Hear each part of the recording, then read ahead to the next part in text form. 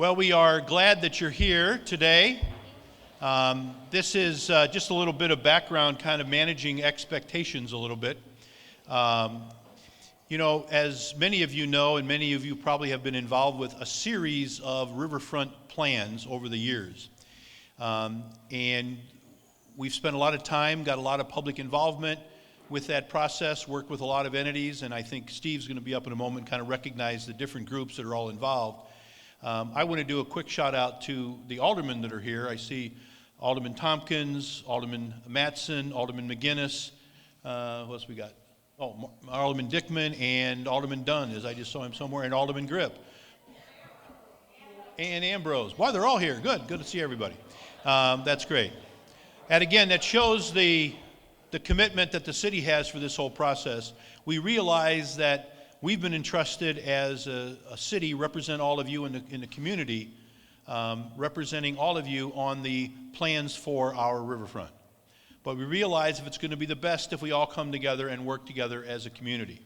So we've gotten a lot of feedback. We have, in fact, a riverfront plan that we've been committing to, and some of the things you've seen already in place, where we've cleaned off various areas. The riverboat has been removed. There's a lot of work that has been done, and some initial plans that have been laid out and shared. But what's next? And one of the things that was also always included in this was a collaboration with the Figge and with the arts community to make sure that's an element with this. And I think to that end, we realized, working with the Downtown Partnership and with the Figge, and a number of city staff, I think Alderman McGinnis and Alderman Grip were involved with that as well, our city administrator, on the task force that was involved with this process. But the Downtown Partnership and others came together and said, we're willing to help fund the next step to kind of put a face on this. And I want to also thank Zach Peterson, because as one of our city staff has been actively involved in this, and he's active throughout this whole process as well. So the good news is this is a city project, and it always should be a good collaborative effort with members of our community. And that's what this is about. So we really want to thank the Figge and the Downtown Partnership, but many. When you see this exciting enhancement, and it's basically fleshing out the ideas that we've come up with as a community, putting a little more face on what that looks like. And RDG's been actively involved. We want to thank them, of course, for their work, and you're going to see the results of this in just a moment or two. But I'm going to come back at the end and summarize, but more importantly, to realize this is a community initiative. The private sector, the public sector, not-for-profit sector, everybody coming together to make this happen. None of those entities alone can do this. We need everybody coming together, so we thank all those who are involved to date. And with that, I think we're going to move forward and show what this looks like, shows the next steps, and then feel out at the end, where do we go from here? So with that, I want to thank you all again for being here. This is really exciting. You're going to see some exciting information today, but it's more importantly an extension of the excitement that we have for our riverfront, because it is really a treasure for us, and we understand that, of how we protect it and move on from here. There's a lot of great things going on right now, and like he mentioned, it's great to see such a great turnout interested in the future of our riverfront. You didn't know there was going to be an opening act, did you? So I'm here to warm up the crowd, but since we have a lot of people here that may or may not be familiar with what we have, it's best to provide a background of where we've come from, where we are now, and where we intend to go with this project. You'll find that they all work out pretty well together and cohesively, well thought out. Years of planning are coming to fruition. This is a key juncture in what we're approaching in the life of the project. Let's see here, where do I need to aim this? Okay, project background. So what we're doing started in earnest in 2004 with the RiverVision master plan. Most of you in this room have probably heard of it in some stretch of their lifespan with it as a good quad citizens. But it had a follow-up study in 2014 which evolved the plan further. When I throw up some text in here, key things to keep in mind as we move forward. So prepared by Hargraves and Associates after a RFP process to develop a publicly vetted consensus plan for our riverfront. This has been approved, both plans, by our council as an official amendment to the comprehensive plan. So as such, it guides the policy and decision-making process between roughly Tremont Avenue and Credit Island. So this is from 2004 overview. Most of this riverfront is covered in here, various project zones, each with their own unique features to it. The area we're going to focus on today is what's known as Main Street Landing, which is part of RiverVision. So they're both kind of synonymous, but Main Street Landing is taking it one step further towards actual development. So the key components of 2004 came across a series of green rooms was the focus. So each room had its own unique purpose and idea behind it. In 2014, another study was brought forth as a way of integrating a potential public-private partnership into the mix. Just have a, okay. Oh, I guess we don't have the laser pointer. We'll go without it, it's good. So consider RiverVision 2004 as a 30,000 foot view, and this is a closer in look at some of the details of what these outdoor rooms might look like. They have common themes amongst the two. Embracing the views, we got an amazing asset out here that most cities in the world would die for. Develop in a series of outdoor rooms, the common theme that is the thread. Connect with the water, interface between getting the city and the river integrated and tied together. Activating the space. By that meaning a place to hold events, a place to be, the place to be. And exploring public-private partnerships as a way of getting more bang for the buck and really going that extra mile to make this special. So in terms of developing the vision, we've been through a lot, and I've used this version of a presentation in the past, but we're more or less in a 7-front battle right now, all consecutively occurring in terms of site development. Confirming the RiverVision site program, the stuff that's in RiverVision, compiling a site development strategy, how to develop it, creating consistency amongst all these rooms, clearing the site. We have a lot of leftover parking lots from the former casino. Constructing project phases, conceptualizing future improvements, and collaborating to provide the wow factor. First idea, confirming the program. As it was left in 2014, site plan, outdoor rooms integrated with various programmatic features, it distills to these basic ideas right here.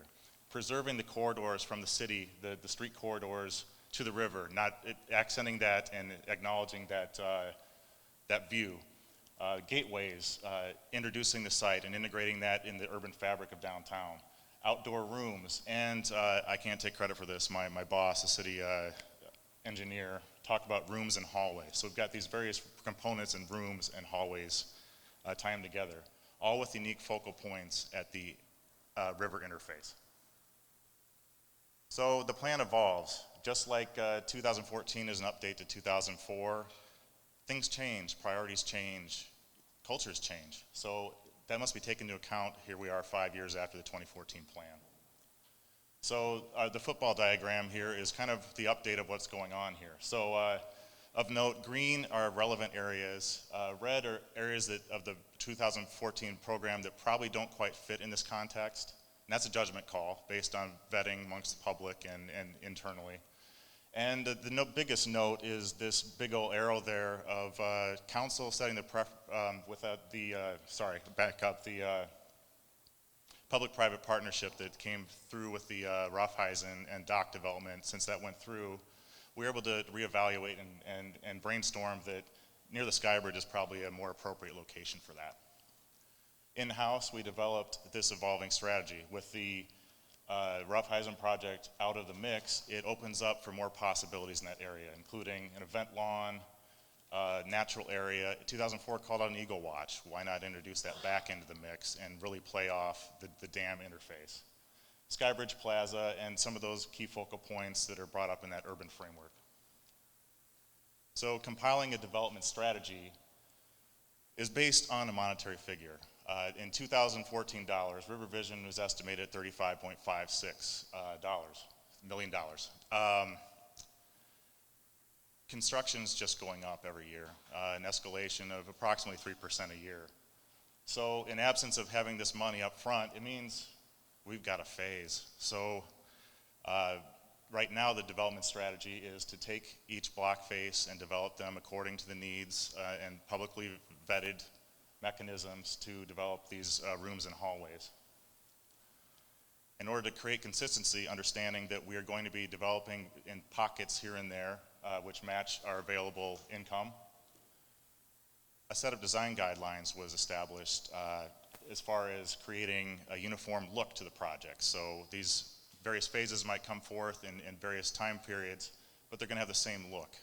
So this is where we got in touch with RDG. We had a request for proposals going out, and RDG interviewed very well and had experience in this area. And they developed the kit of parts for the site, so what the future park's going to look like. So they addressed things like they took the existing inventory, what we have now, materials that are native to the area or in the area of downtown, and put them together and compiled the unique look for the park. So they looked at furnishings, what the bike racks look like, bollards, site lighting, materials of the pavers, taking into account the historic brick of downtown, seat walls and concrete styles, and as well as a plant palette for future development, understanding things like flood resiliency. It also had a branding strategy, and here's an idea of wayfinding for the project.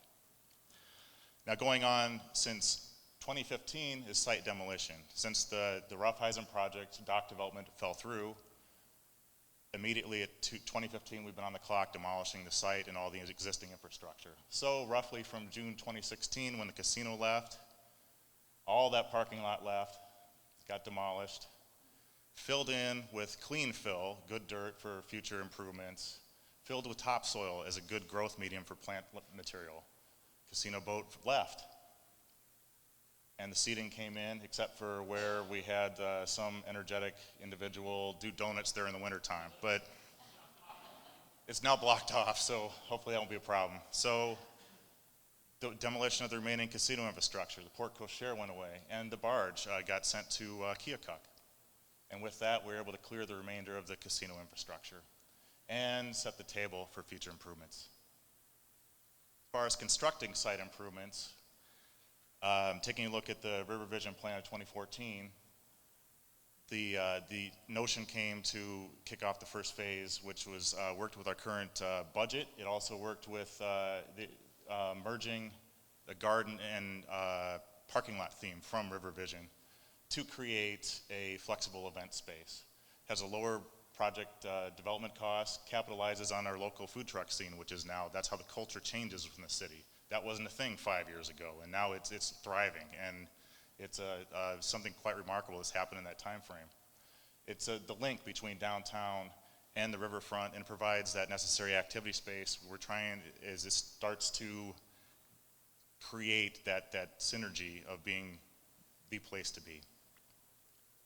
So with a few months out, we're back at it again in July after we designed the event space. Back demolishing. I should mention that we got off to a late project start because we had a flood. So mid-July we're off and running again. Seat walls were constructed. Utility work, some of the most boring stuff had to happen here. Utility work is essential. Concrete flat work, setting the stage for the future improvements. October, another flood. There were 3 total this summer and into the fall. So we left it last at getting utility infrastructure in for the streetscape. So the water mains are in and those kind of things, ready to hit it hard when the weather finally breaks, if it ever breaks, I don't know. So there's a shot post-flood. So that gave us a little strategy of how to treat when the flood inundates it, it leaves a silt. There's going to be water mains hooked up, we can hose it off, and here's what we're aiming towards. Coming soon this summer. Here's just some renderings. It's a nighttime environment as well. Place for events. When it's not being used as an event, it can be used as a parking lot. High level of finish. Nice paver treatments. Place for festivals. Place for the food truck scene. Place for a portable stage. The project's arranged in such a way that a mobile stage can be set up and have a centerpiece to what's going on there. So 0.5 I added a different C to the 7 C's, and it's a conundrum that we're currently having underway. So it's a project funding reality that we have with the city. In the absence of supplemental funding sources such as grants, private donations, sponsorships, City of Davenport invests $1 million in bonds in the capital improvement plan for park improvements. In 2014, that equates, the park was estimated at $35 million, which has done nothing but go up at that point. So at that rate, at 2014 rate, assuming no inflation, our full build-out is going to be in 35 years. Breaking it down in a cost perspective, it's roughly $2.9 million per acre. Each block face is roughly 1 acre. So it assumes each block face can be addressed every 3 years. That doesn't include design fees in terms of getting it all together to be a constructible, biddable package. And a way of testing this is our flex event space, which is just under an acre, 2.1 million encumbered to date with the remaining 500,000, so it's right on target with that. It's a little under what the average budget is for the project. So leveraging project funding. In prospect of a 35-year construction timeline, if that's undesired, it's very essential to provide additional mechanisms to achieve this successful outcome for future, as well as current generations to enjoy. I'd love to be able to take my kids out there on the riverfront and have a world-class amenity there, and hopefully I will be able to achieve that before they're too old and move on somewhere else. But they'll come back because I came back. It's good. So the time is now to explore the means necessary to attract and cultivate these partnerships, and that's one of the reasons why we're gathered here today. So in the meantime, the city is going to continue to apply for and secure supplemental grant funding. Good plans get funded. REAP, BUILD, CAT, Iowa Great Place grants. We will go after those and get that supplemental funding there. But for best results, this is part of the picture. Leveraging those funds can, in addition to other mechanisms, can make something great even better. Funding can be secured from other sources: corporate sponsorship, private donations, charitable organizations, and other outside-the-box solutions, which we probably haven't even thought of at this point. Hopefully breaking this argumentative cycle that we're kind of stuck in right now, where at the city, here at the city, we want to implement these visionary plans being proposed, but our financial resources are somewhat limited to what's considered acceptable from the citizenry. Must not compromise our ability to deliver essential services either. So we got a lot we got to do here with our limited funds. In order to achieve a successful outcome, we need additional partners to come to the table and make this a reality. Private sector, on the other hand, we need to provide to the private sector a product that they can get behind, back, and work with the city and work with various partnerships to make this happen.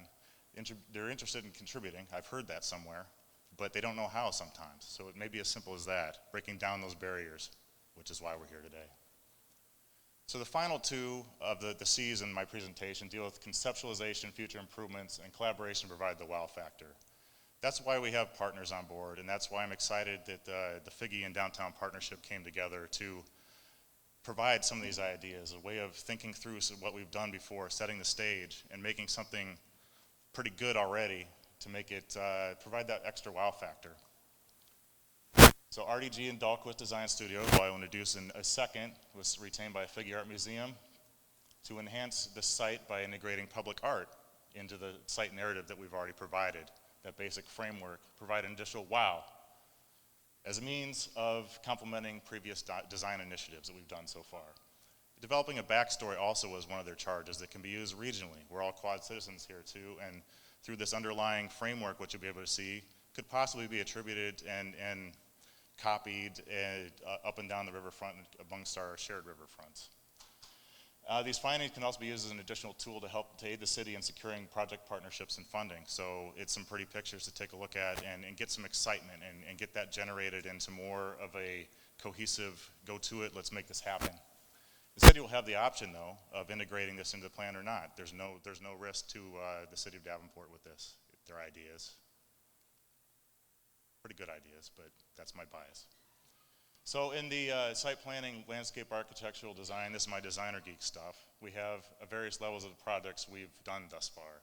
RiverVision 2004 is way on the conceptual end. RiverVision 2014 comes back into it, a little bit more detailed. And then the Dahlquist plan, which is about to be unveiled here, is taking it to that next level, getting from that 30,000 foot view down to something that is very close to pulling the trigger between planning and construction plans. Whereas what we're doing thus far with our Main Street Landing Block N5 flexible event space is happening. It's under construction, and final acceptance will be this summer. So with that, I'd like to, oh, I'm sorry. I'd like to turn over to Tim Schiffer, who would be so kind as to let us know what he's been up to. Thanks, Tim.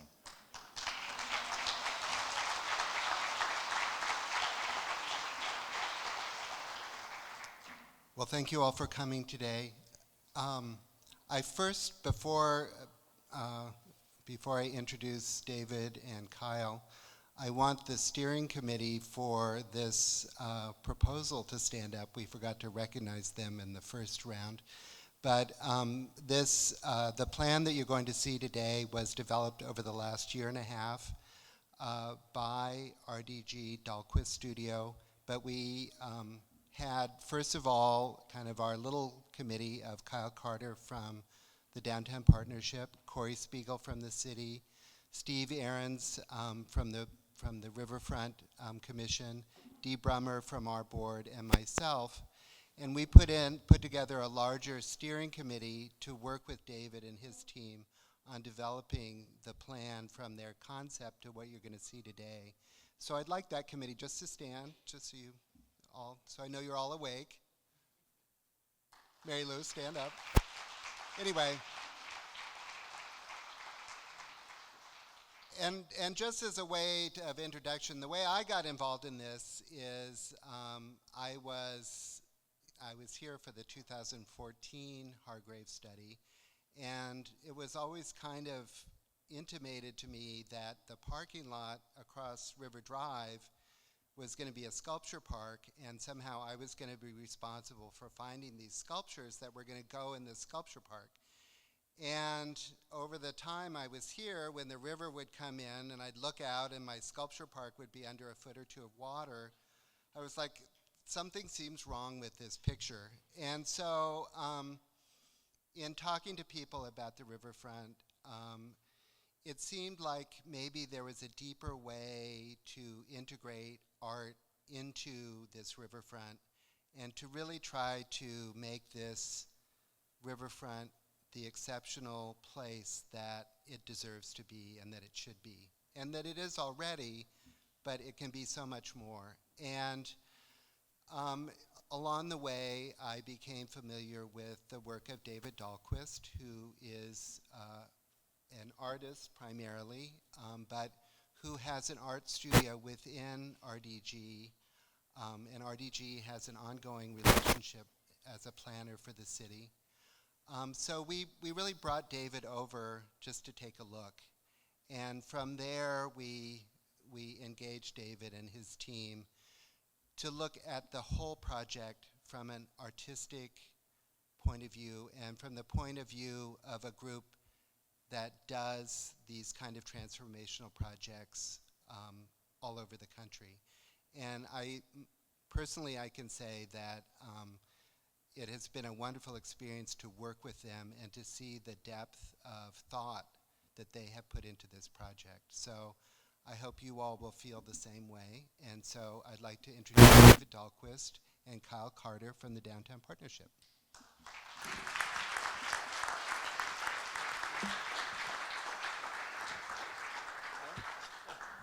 I will keep my remarks very brief because we want to get to the meat and potatoes here. So, David, it's been a pleasure. I'm going to act as the color commentary throughout this part here and speak to some of the very local issues that I know you care about, but I want to let David present what was his and his organization's big idea.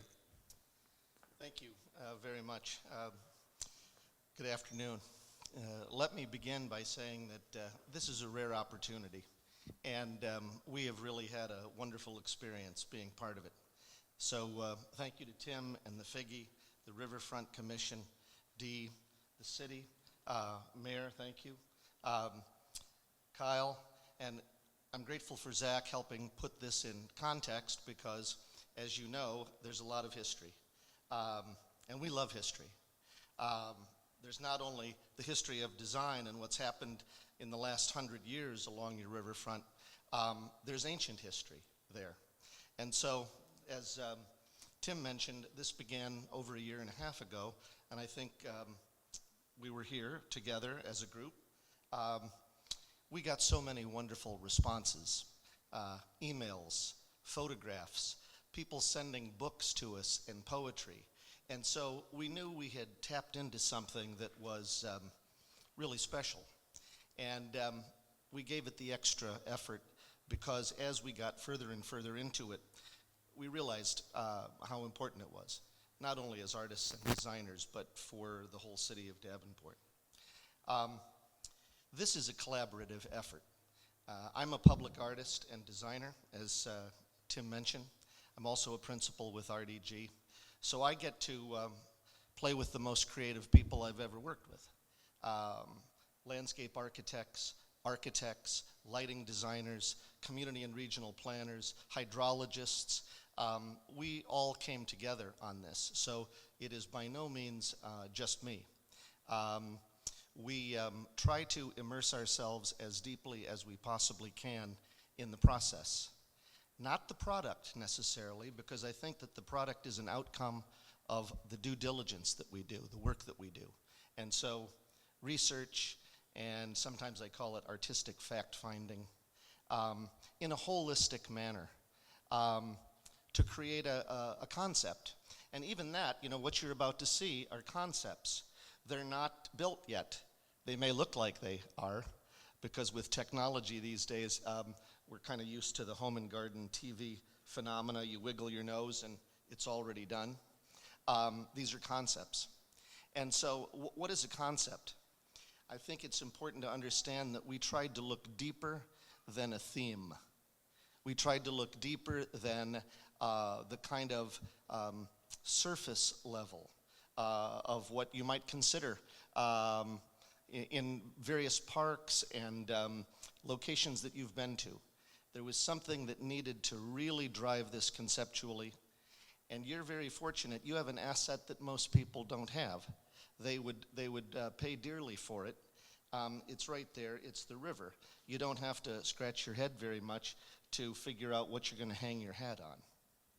So with that, you've had a bit of an introduction about how this got started.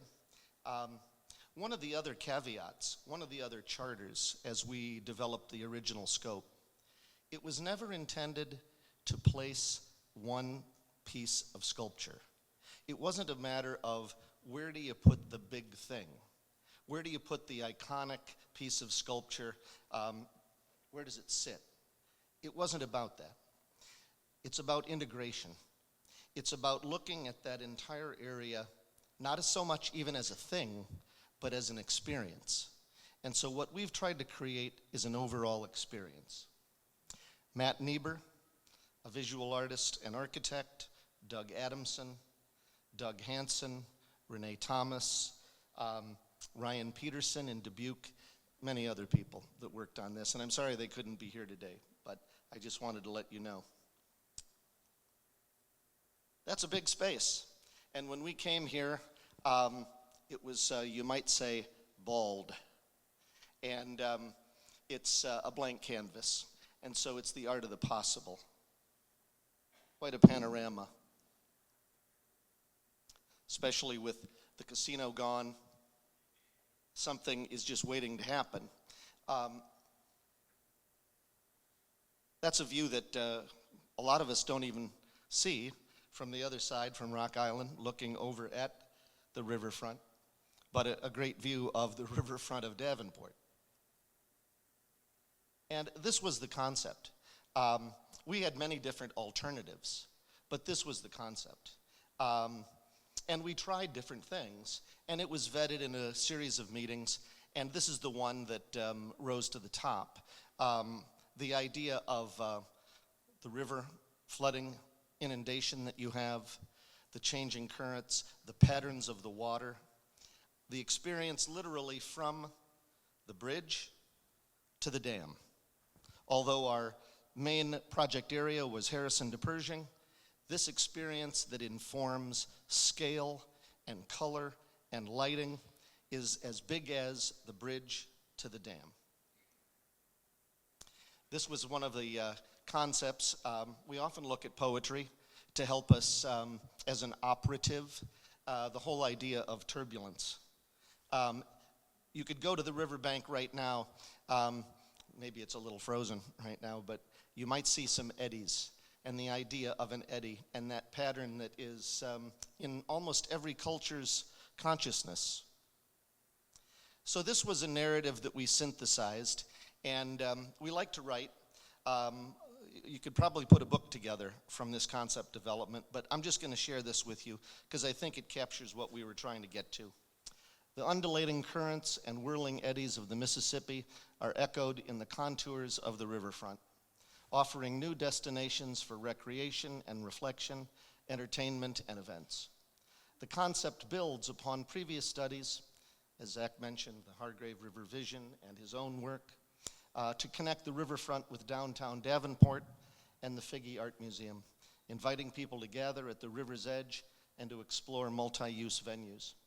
Sculptural frameworks are thoughtfully integrated throughout, engaging people with beautiful views of their community and realigning perspectives.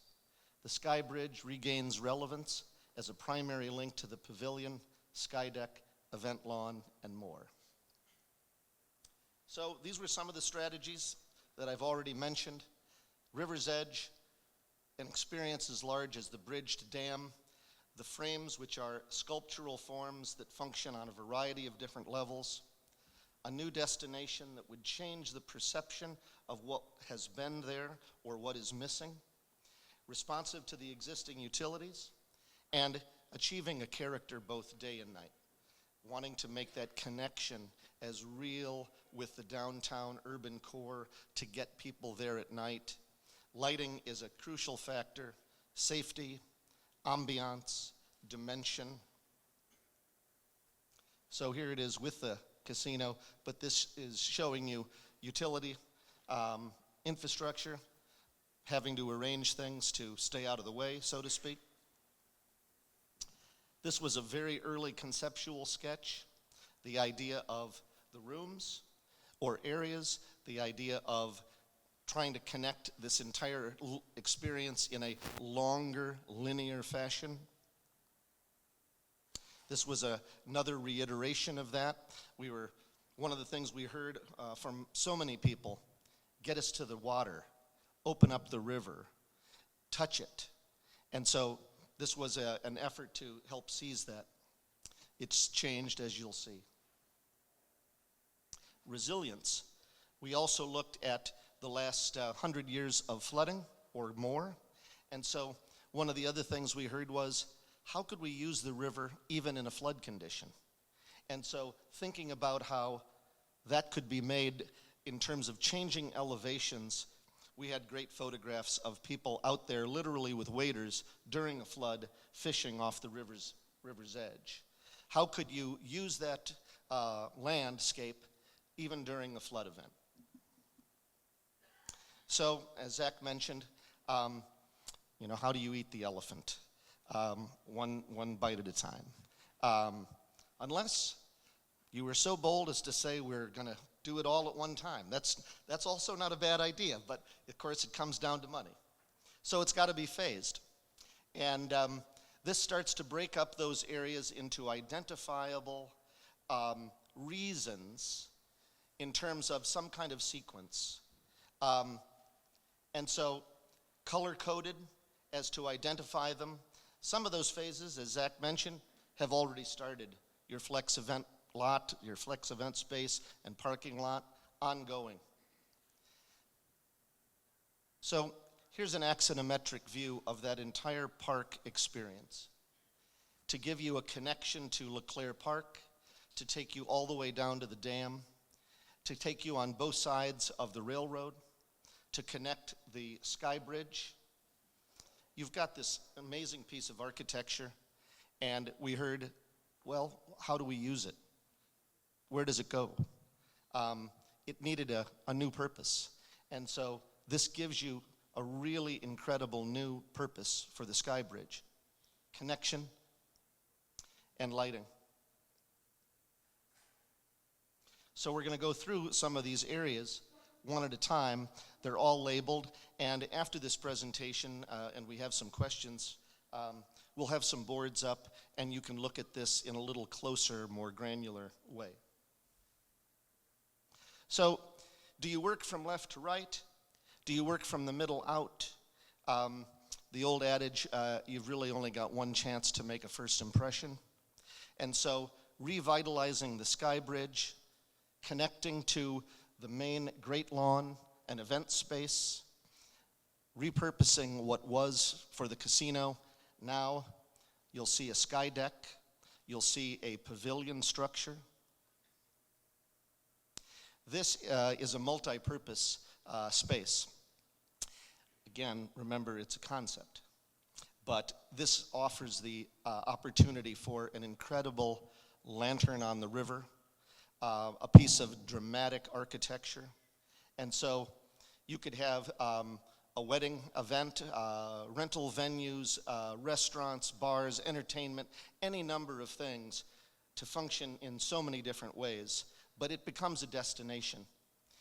One of the other things that we kept hearing over and over, the view, the view. And when we got all of these individual responses, it was interesting because everybody's idea of the view was different. Some people wanted to go up and literally look down at the water. Some people wanted to take the long view and look at the river in a different way, different perspective. The view across the river. Changes in elevation become really important to this overall plan that you see, this proposal. And so there are many different vantage points and perspectives that you'll be able to experience the river by. Another phase, the area around and the connection. These hallways, as Zach mentioned, are really important also to maintaining the view that was established here as a city, that urban grid, a long, long time ago. And so those streets now function in a variety of ways. They not only maintain the view to the river, but they become a promenade. They become a multi-purpose place to have all kinds of different events, large and small. The main lawn, based on the shape of an eddy and the undulation that erodes the river, but now functions to connect to the pavilion and the sky bridge and the sky deck. So this is one where I'd like to chime in really quickly. You'll see the sky deck concept that's here. We are constantly searching for that balance between commercial use, public use. This is a prime example of how we can very easily incorporate a modest restaurant space. Everybody wants to grab some food, grab a beer, have an experience on that riverfront. And this concept that they've come up with, I think, is brilliant in the sense that you could have a wedding on the top, you can have it catered on the bottom. This is where you could have a private business with a lease with the city of some kind that operates that space.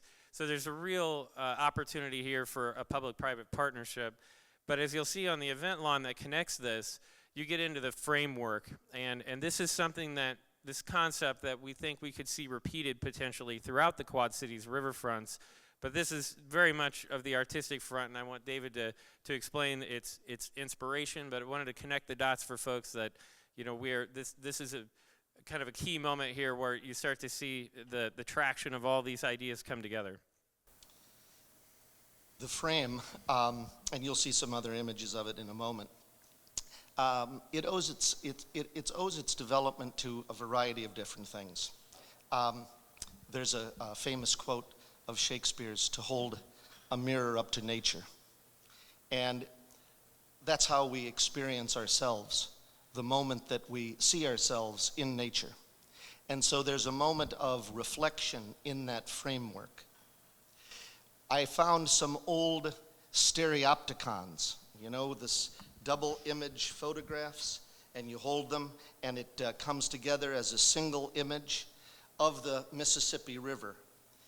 It's a device, both formal and a metaphor, to be able to allow you imaginatively to experience the river. And so it provides seating, that's a functional level. It provides lighting, that's another functional level. It connects based on the width of each of those streets to seize the view and maintain the view. All of those things are overlapped conceptually to come up with a form that is both sculpture, architecture. I think if there's one common denominator in all of our work, it's trying to bring three things together: story, structure, and sight. And that's what those frames do.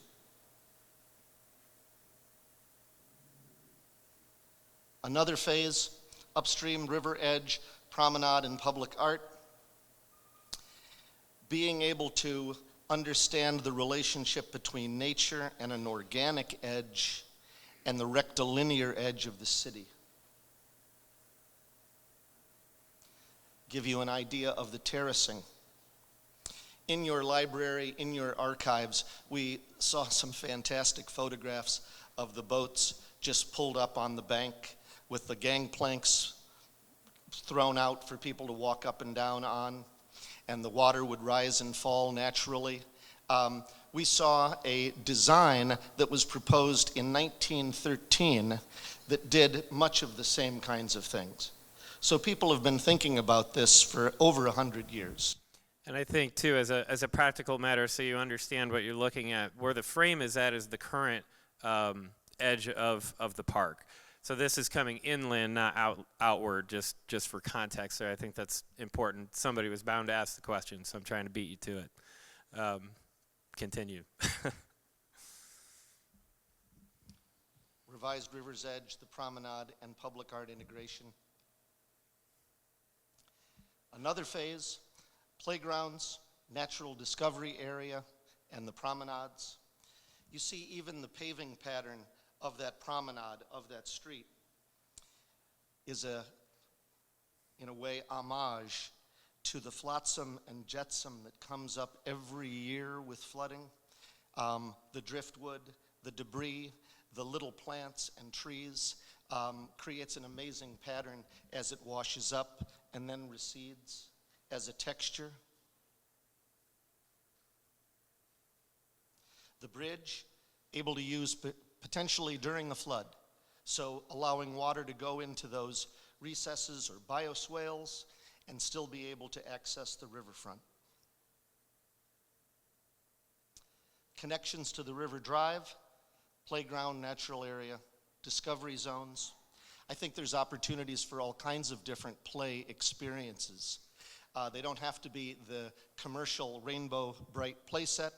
They can be things that are part of nature.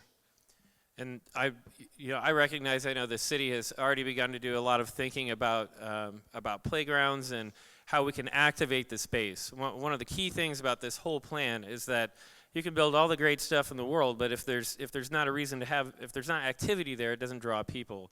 So that playground aspect is very key, and it's something that I know is high on that priority list of the cities, and I agree that, like the other elements of this, it brings people to it, and we can program these spaces. So that's another thing I want you to keep in context throughout this, is that programming of any of these spaces is critical, but things like playgrounds and the urban lounge, which we'll touch on in a second, are a reason to have people down there on any given time, on any given day.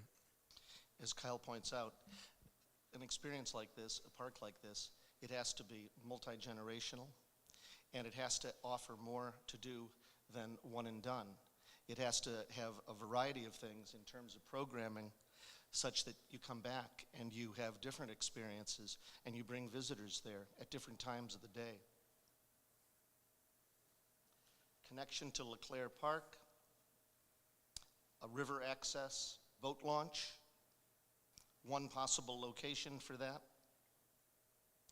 Maintaining your restroom facility and the inn as artifacts, almost like the flood record, although they might be able to move slightly in terms of location, but they would be part of this design.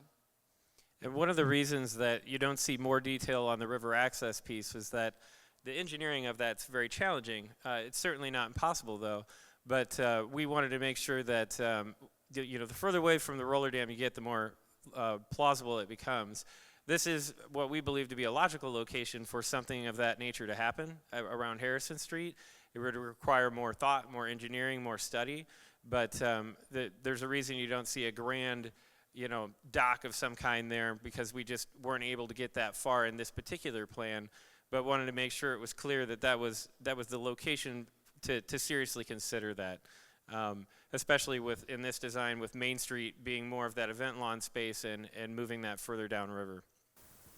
You'll see the small label there, potential future docking facility. That could be moved to the most desirable location, functionally. Another view of the overall. If you start to look at the geometry, the architecture of the dam, which is an amazing thing, which isn't lighted at night, that's the most incredible theatrical backdrop a city could ever have. This plan and the frames start to take another cue from the construction and the rhythm of the dam. Again, LeClaire Park, that is lower imposition, less to do, planting, a way to connect that without a lot of heavy infrastructure, softscape. The urban lounge, one of the comments was, well, I want to have a cocktail while I watch my kids play. Seating. Yeah, now that's a initiated family, I'll say. That's true. Different experiences. And this is connected to downtown, seating, formal and informal. Variety of hard and softscapes, topographic variations, planting diversity, urban context, and seating. And again, this is directly out of the city's current planning. This was a part of RiverVision. It's something that the city had been working on. Just reiterating one more time that this is part of what we've already been doing. Continuity, and how all of these areas could be connected with an idea of flow.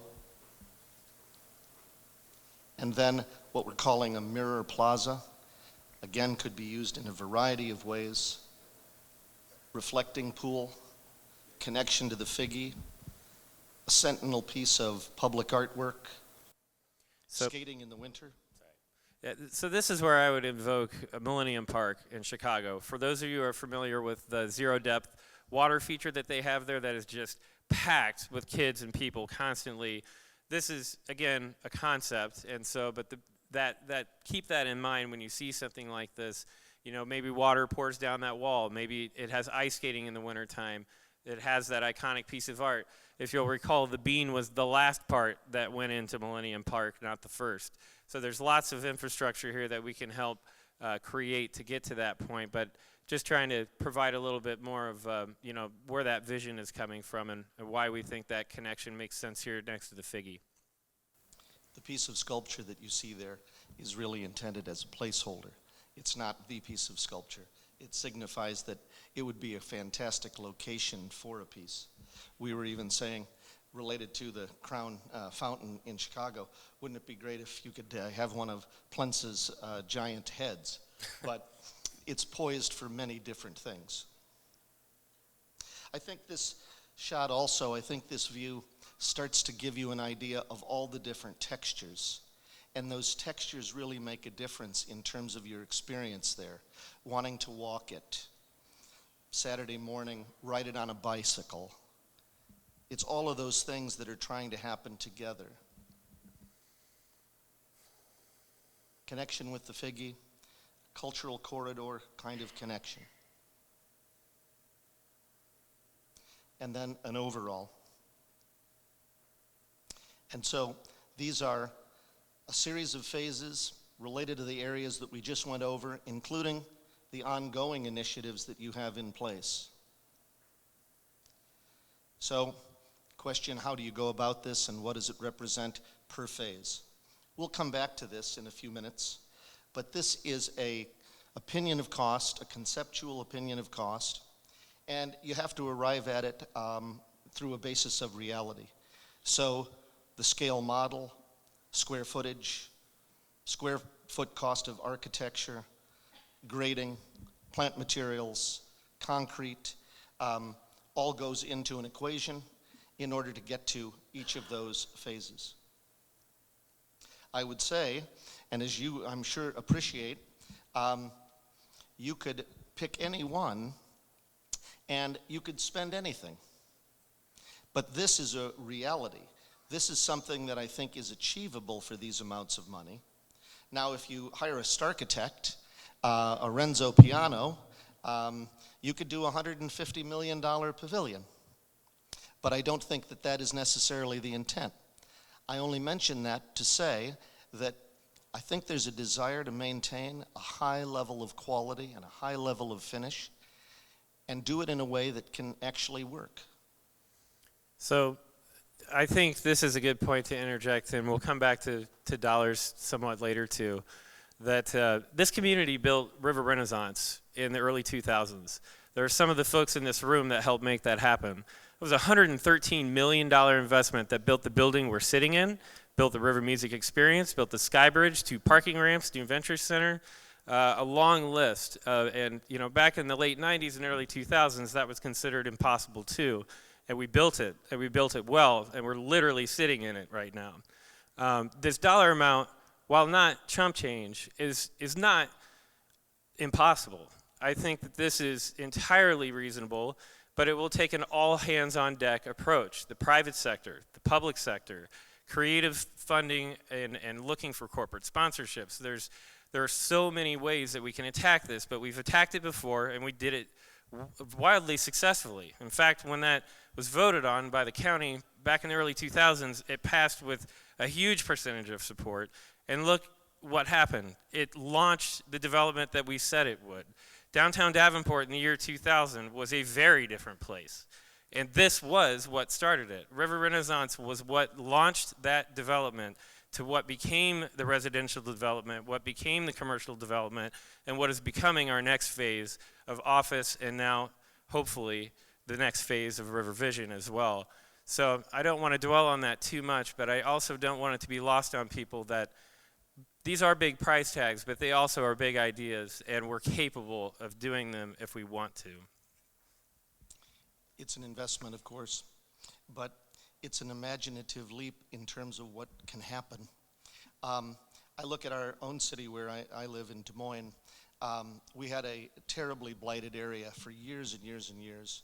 And a gentleman by the name of Mario Gondelsonis, a designer, came in and proposed, in effect, what is a central park. And that is now the Papa John Sculpture Park. And at one time, every single building adjacent to that park was empty. And now, every single building is full, and those command the highest rents of any property in downtown Des Moines. Because people came there. People wanted to be there. And art was only one of the reasons. It was a great reason, but it was only one of the reasons. It's a good point, and locally here, imagine the ground transportation center where the bus depot currently is. The opportunity to develop that site is incredible. There's other sites up and down the edge of River Drive on the north side that its views over top of this would be spectacular. This is economic development. It is not simply a park development, albeit a spectacular one. There are, the connecting dots moment here is that what we're trying to do is develop an entire downtown. We're trying to develop an economy, and we're doing it in grand fashion in the event that we were able to make this happen, or at least parts of this to get going. So I know we have some more slides. Well, so with I'll that said, let's try to put you in the park. Yeah, there's some amazing visuals here that start to make this a little bit more realistic when you see it at the ground level.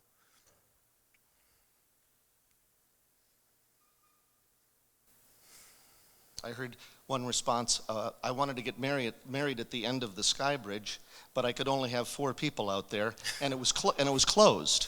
And so now there's a place where you can have the 150 or 250 or 400 person wedding out on the sky deck. This great lawn might hold as many as 2,500 people. There could be an attached raised stage venue there that would transition into the pavilion.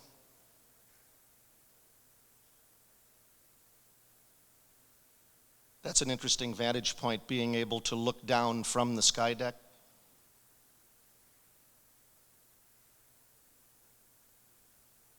A new adventure to walk your sky bridge.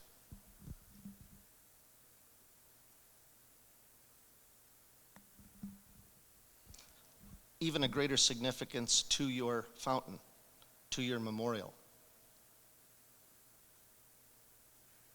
Using the design guidelines that Zach mentioned, the lighting, furniture, integrated throughout. Ramped glass railings to maintain views and transparency. Could even be a water wall that comes down the inside face of that so that you could hear water as part of the experience.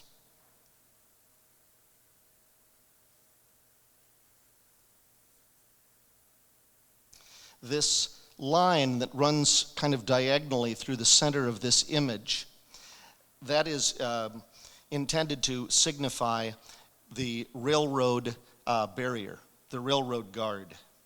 And it could be made out of weathering steel.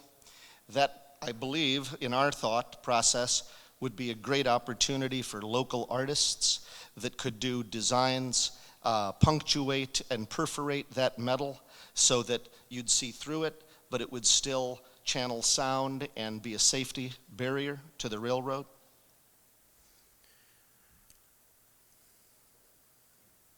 That's a good point regarding sound. You know, this plan would still require, I think, to make sure that we move forward with the railroad in trying to get the railroad quiet zones established, to make sure that, you know, that we love our railroad, but it's also very loud sometimes when the guy's railing on the horn from one end of the downtown to the other. We'd need to establish, you know, a better connection there. So part of this plan, I think, is it's inherent that we get that done. And, you know, this is another spectacular view, too, that I think gives you context on those frames and how they line up with the rest of this as well. And I know we're wrapping up here. We'll get to a highlighted one of these frames.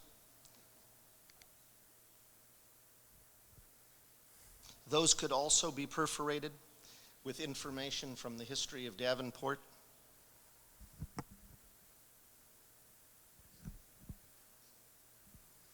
We even showed an example of a water wall that is a fountain where you can write words in the water by virtue of pumps and valves. You could actually program pieces of literature that would be made of water that might spill in one of those frames.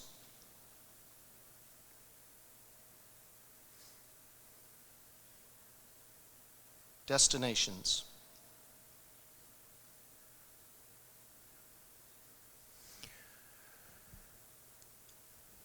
The panoramic snapshot of the river that you get to enter into.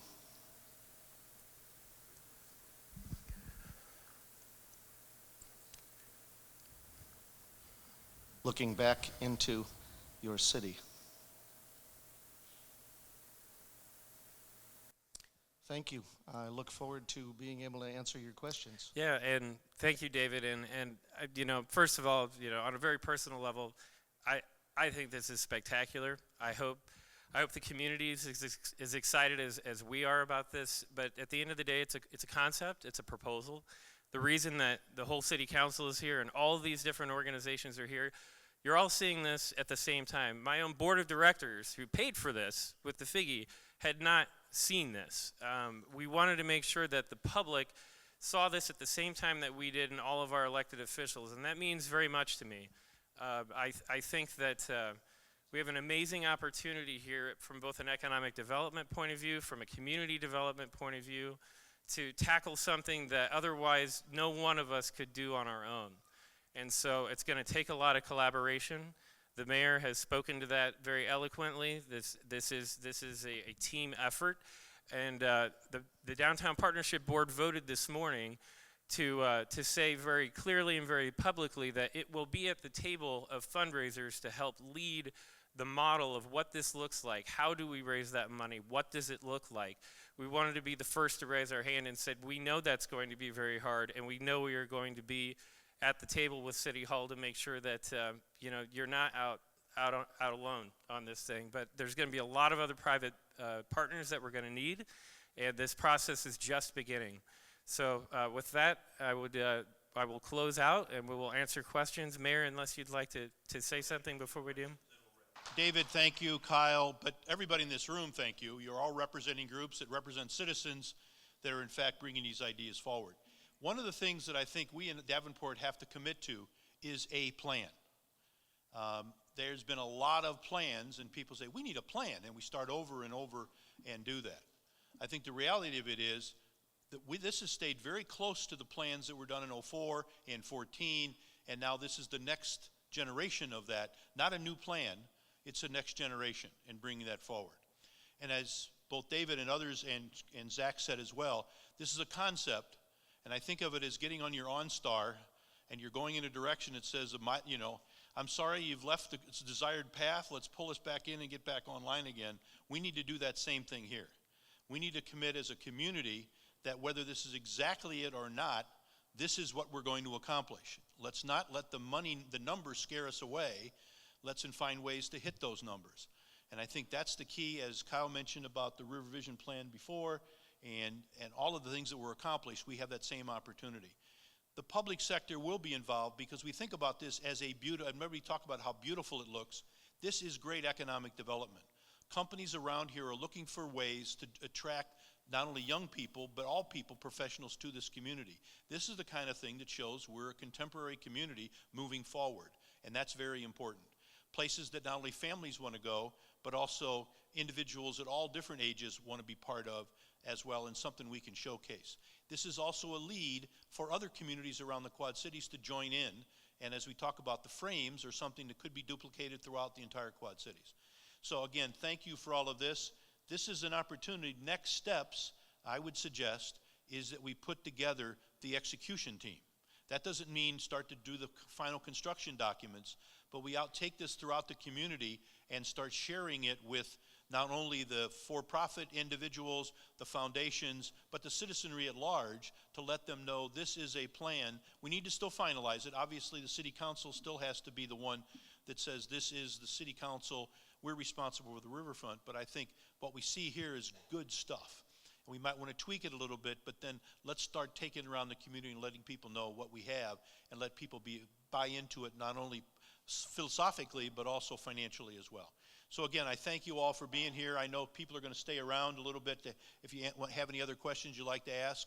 And again, we thank you all for being here. This is exciting news.